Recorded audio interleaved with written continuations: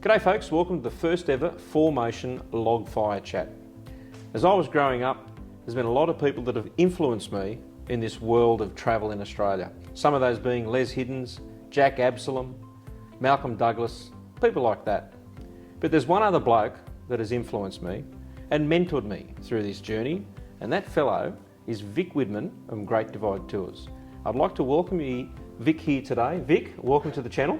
Thanks, Alex. Geez, you put me on a pedestal there, mate. There you go. Well, mate, just let me tell you, I'll tell everyone a little bit of story time here. You know, it was about 25 years ago that I came along and did a four-wheel driver training course here. Yeah. And of course, it was on a property that you owned near to the one we're on now. And ever since then, you know, it really ignited my passion for travel. I've been camping since I can no longer remember as a cub, as a scout, always out in the bush. And after I did that course, I remember approaching Vic and saying, mate, I want to work for you. I don't care what I have to do, I want to work for you. And he said, well, you've got to do a bit of an apprenticeship. So about 20 years later, after I'd finished the apprenticeship, he gave me a go. And it's been a great time. Anyway, Vic, mate, tell us a bit about yourself. What's going on with Vic Widman? Well, 20-year apprenticeship, mate, you know, you finally got a pay packet. And then what happened, you retired and moved into a 4motion vehicle just after we finished all that hard work. But yep. That's how it goes sometimes, isn't it?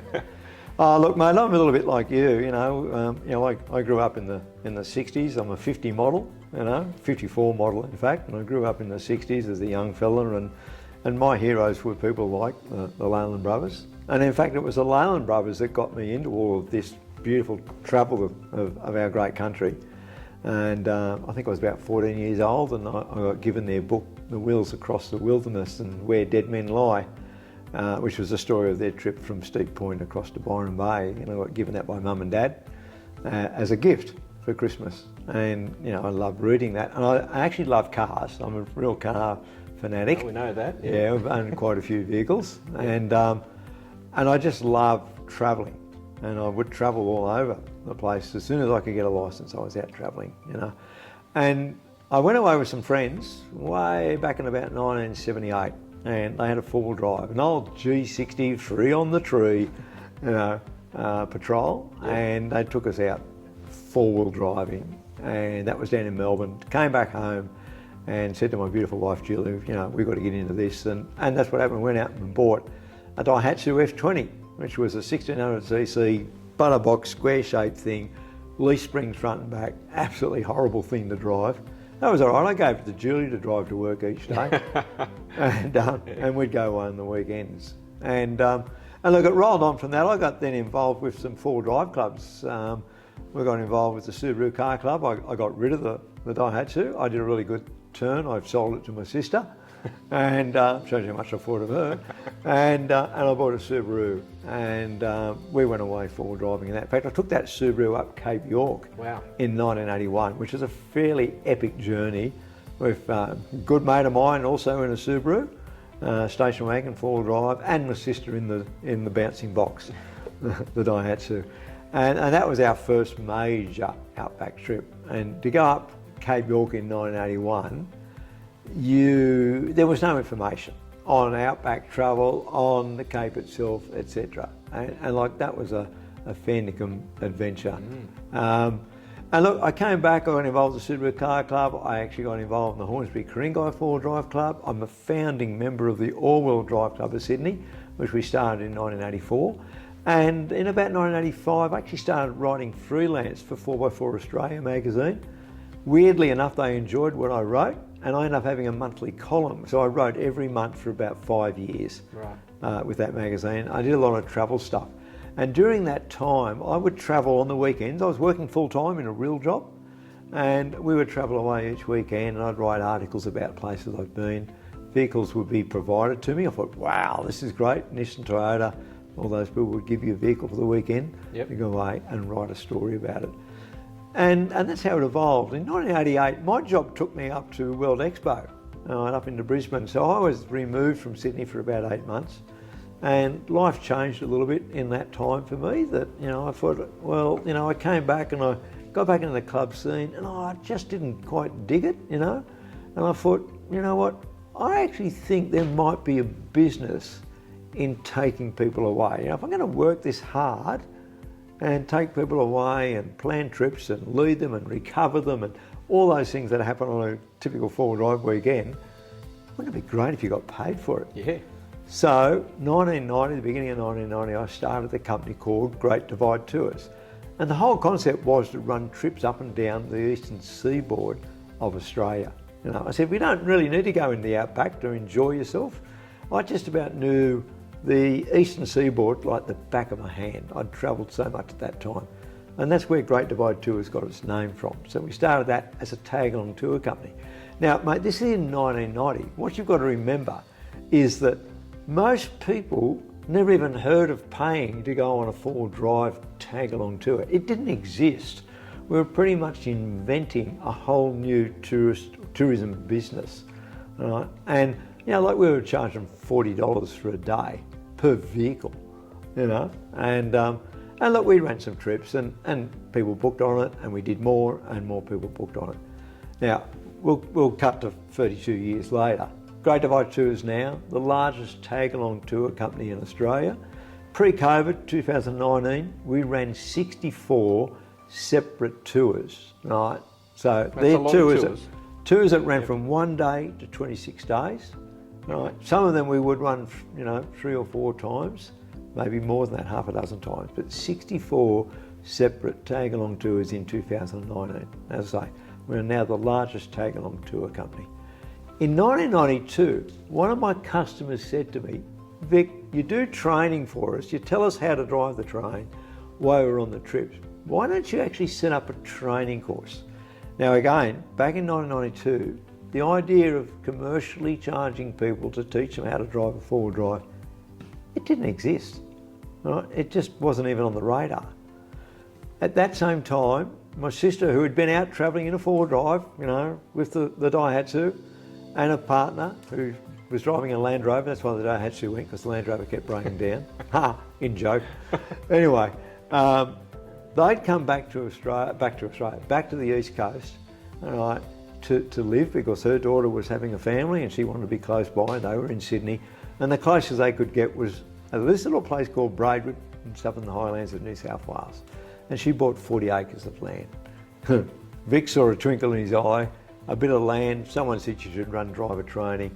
So I came down, took over the back half of the property. We built a 3-sided tin shed, and we set some tracks up on there.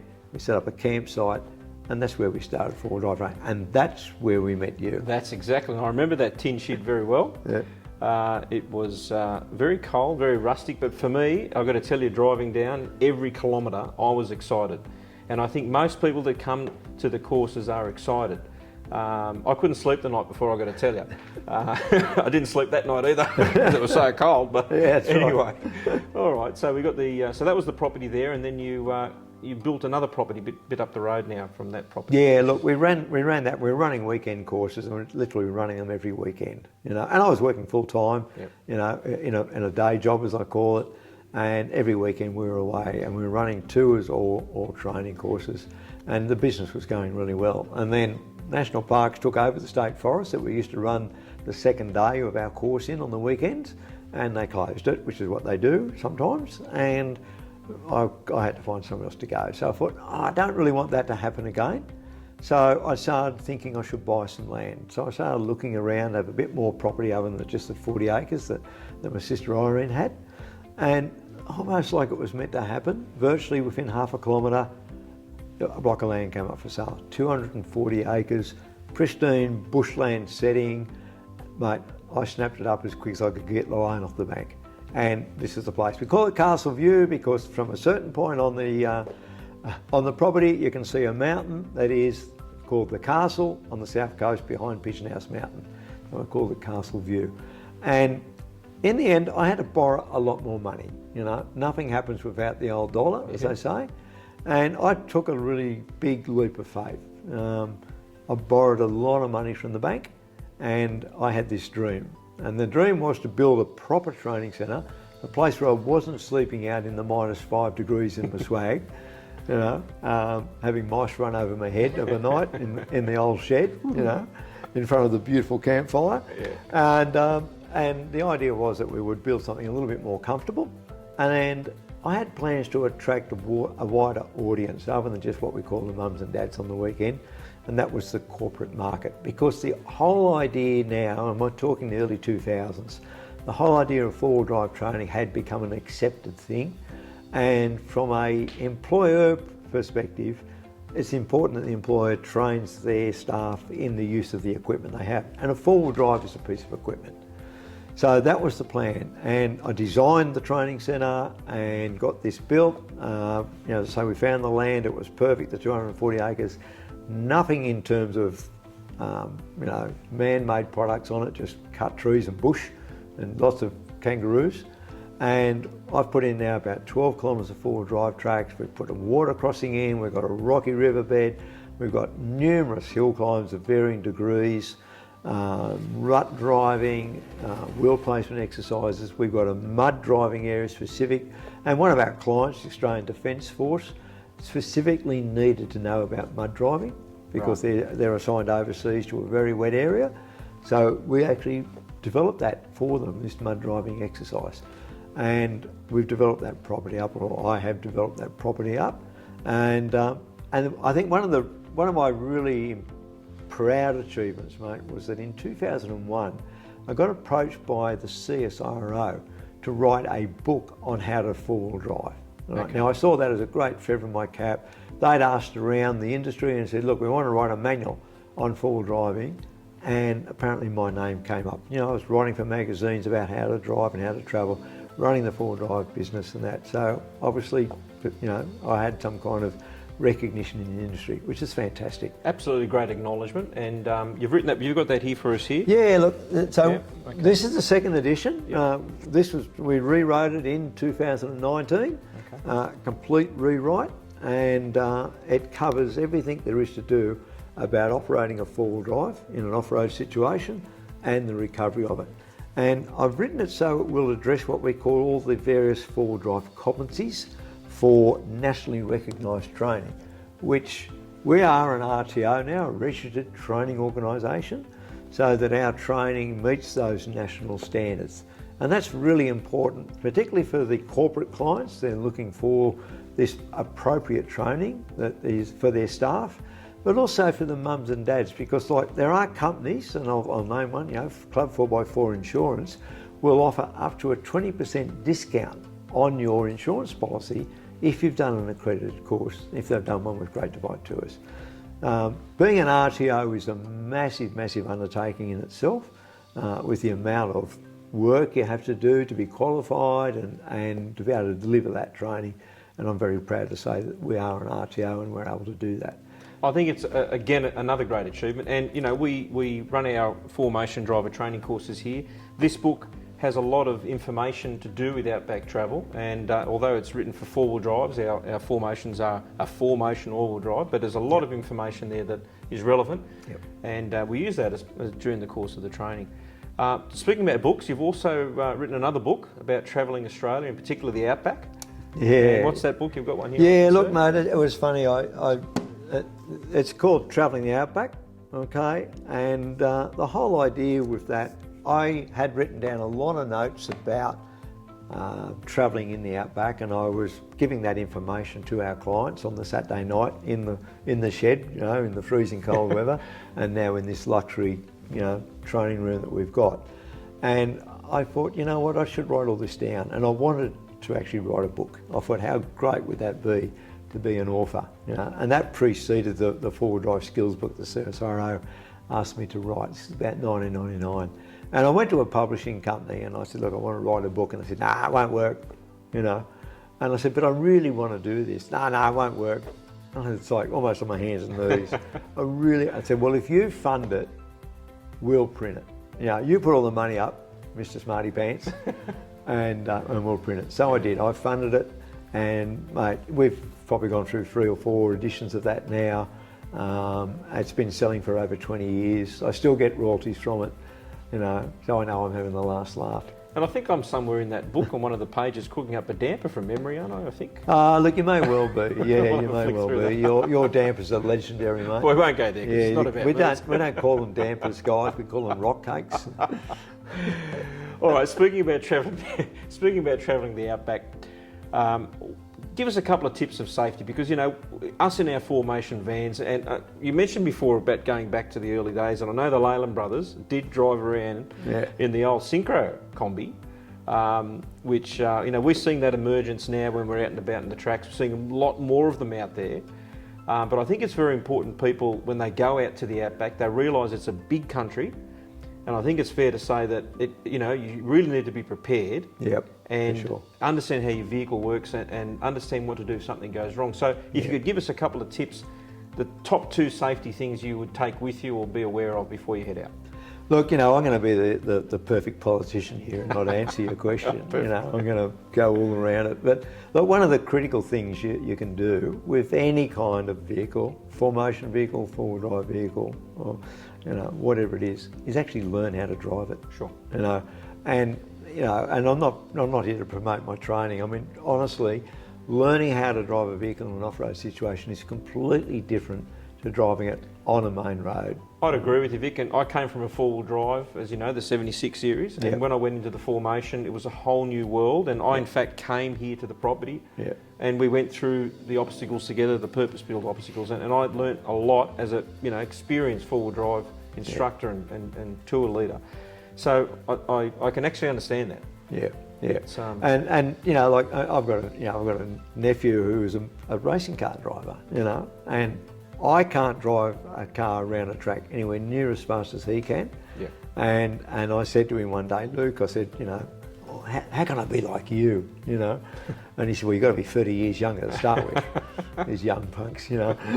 Anyway, and he said, look, come out and I'll train you.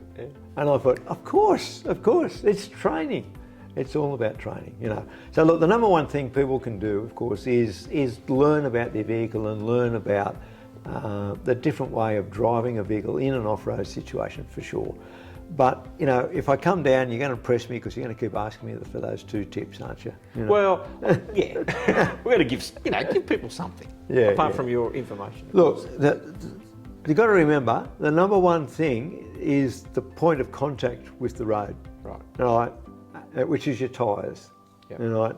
And you and I know there are tyres and there are tyres, you know. So just understanding that what suits a particular vehicle on the highway may not necessarily suit it off-road. So understanding there are different types of tyres that you might want to use, particularly if you're going to do a lot of 4-wheel driving.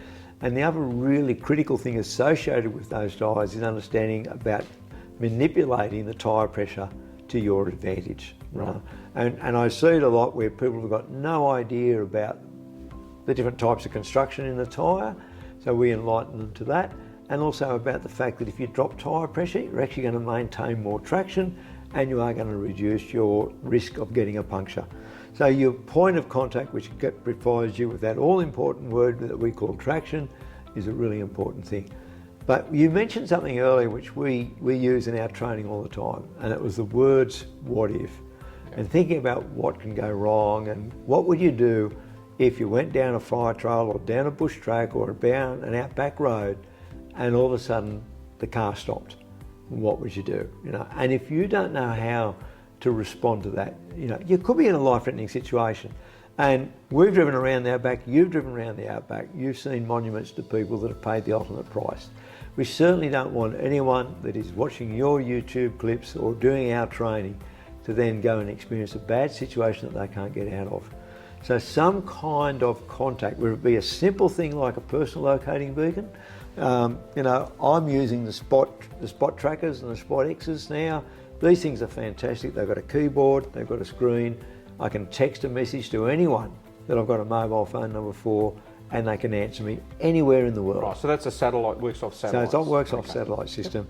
The other way, of course, is the great satellite phone, a bit more expensive, but of course with a satellite phone, right, you're going to be able to ring anyone that you've got a phone number for. Your mechanic, your doctor, your wife, your kids, anyone you want to get information or pass on that information. So think about what can go wrong and how you would approach that if you're out there on your own and all of a sudden it's not going the way you want it to. Mate, they're great tips, Vic. Mate, in closing, what's the future for Vic Widman I mean, you've given so much, 33 years of your life, and I see you running around this property here like you're 25-year-olds full of beans. I don't see you slowing up soon. I know there's a lot more you can contribute. What would be your dream if you had to have one? Or you may not have one, but can we get a little hot tip or a scoop? Well, if you're trying to find out when I'm going to retire, I don't think you're going to retire. I'm not going to retire. Good. That's good news. Not on the horizon. Good. The training centre is going really well. The tour is going well. We've come out of really bad 2 years. Yeah. Bushfires, COVID and floods, every business took a big hit, and we're a tourism business. Gosh, we took a big hit, and you know what? We've actually come out of it really well, and that shows me how strong Great Divide Tours is. Great. And it's like a surfer, mate. I'm riding the crest of a wave. I'm enjoying it more than I've ever enjoyed it. I am 68 years old this year. There's a scoop right there. I know. Next month. And I believe this keeps me alive and active and healthy. So I'm here for the long run, mate. Mate, thanks, man. And I really appreciate you taking the time to chat with us. I hope you all enjoyed the chat with Vic Widman himself. Mate, all we've got to do now, you know the catchphrase. What are we going to do? We're going to get out there for the love of travel. There you go, folks.